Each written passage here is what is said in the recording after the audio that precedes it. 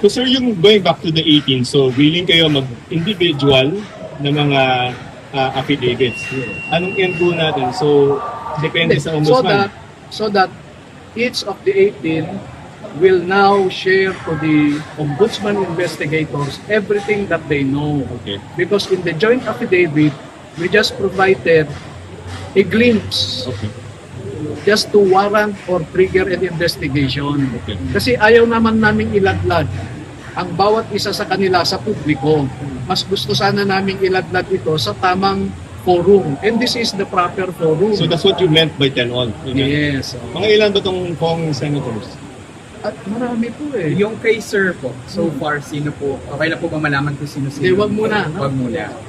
Doon na lang. Pero today po, isa po ang kasama niyo, sir. Isa lang ang inimbitahan nila eh. Sir, technically, ilan ang affidavits mo? Isa yung sa February, tama? Diba? Yun yung June. Tapos yung sinasabi nila na hindi kami nag-attend, nandun kami. In fact, nung kumukuha pa lang kami ng QR code, meron nang bumubulong sa akin, sir, ang sabi ng mga senators, you need not attend because what they are doing now is just a consultative meeting and not a hearing. And therefore, you need not attend. Sinabihan na kami. Okay, we are a peaceful people. We do not know violence. We do not know dissidents.